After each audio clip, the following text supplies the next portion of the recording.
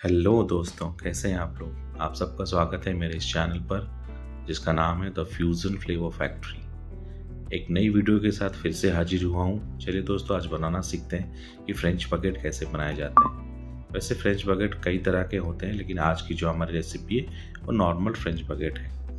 तो चलिए दोस्तों, रेसिपी की तरफ बढ़ते हैं। तो हमने यहाँ पे फ्लावर 2.5 किलो लिया है और हमने यहाँ पे ग्लूटेन पाउडर लिया है 38 ग्राम। सॉल्ट हमने लिया है 50 ग्राम और शुगर हमने लिया है वो भी 50 ग्राम। और जो इम्प्रूवर हमने लिया है ब्रेड इम्प्रूवर वो कुछ 13 ग्राम की है। तो ये है इसकी रेसिपी। चलिए दोस्तों, इसको मशीन में ऐड कर लेते हैं तो इसकी मिक्सर बना लेते हैं। तो वाटर हमने कुछ 1400 ml के आसपास ही लिया है। जब भी मैंने डो बनाता हूँ कोई किसी तरह का, चाहे वो पिज़्ज़ा की ब्रेड हो या कोई भी ब्रेड हो, तो मैं हमेशा यही सजेस्ट करता हूँ कि अगर आपको लगता है कि डो थोड़ी सी गीला है तो आप उसमें हल्की सी फ्लावर और ऐड कर दीजिए ताकि वो ड्राई हो जाए। अगर आपकी डो गीला नहीं है तो कोई बात नहीं, जो रेसिपी है उसी को फॉलो कीजिए। वैसे फ्रेंच बगेट जो होता है वो ज़्यादा करके पास्ता के साथ ही सर्व किया जाता है एज अ गार्लिक ब्रेड, या तो आप इसको टोस्ट करके आप इसको चाय के साथ भी खा सकते हैं।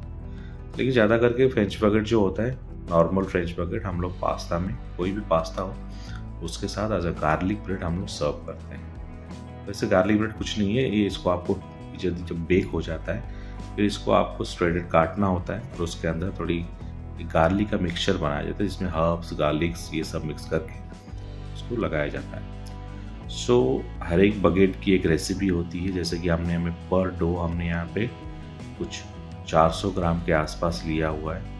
अगर हम इसके ज़्यादा भी लेंगे तो वो बहुत ज़्यादा बड़ा हो जाएगा, तो इसलिए हमने हर एक चीज़ को, हर एक डो की जो सेट है उसको हमने 400 ग्राम के आसपास लिया हुआ है।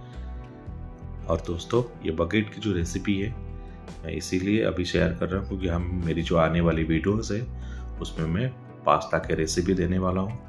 तो उसके साथ तो गार्लिक ब्रेड तो सर्व होता ही है, तो इसीलिए मैंने सोचा कि पहले बगेट का रेसिपी बना दिया जाए, फिर जब पास्ता बनेगा, जब उसके साथ गार्लिक ब्रेड सर्व होगा तो आप लोग को आसानी होगा कि समझने में कि गार्लिक ब्रेड की डो कैसे बनती है, उसका बगेट का रेसिपी क्या है। तो इसीलिए मैंने ये वीडियो बना लिया है पहले से।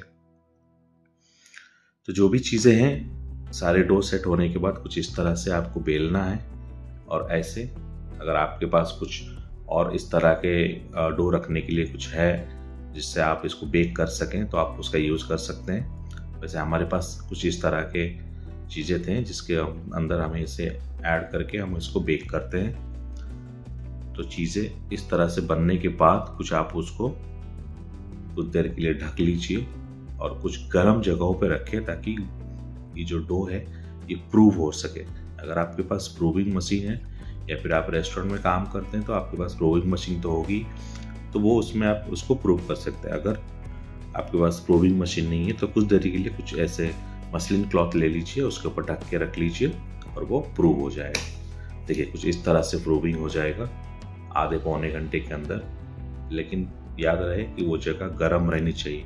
अगर ठंडी जगहों में रखोगे तो ये प्रूविंग बिल्कुल भी नहीं होगा। तो ये हमारी चीज़ें, बगेट जो है वो प्रूव हो चुकी है। तो इसको हम थोड़ी सी इसके ऊपर हल्की सी वाटर इसके ऊपर हम लोग स्प्रिंकल करेंगे और फिर इसको बेक करेंगे। कुछ 180 डिग्री में हमें इसे 7.5 से 8 मिनट तक बेक करना है। देखिए, कुछ इस तरह से 8 मिनट बाद ये बगेट रेडी हो जाएगा। दोस्तों, ये था आज की रेसिपी, एक छोटी सी रेसिपी। कैसा लगा कमेंट बॉक्स में जरूर बताइएगा। तब तक के लिए thank you, tata, bye bye.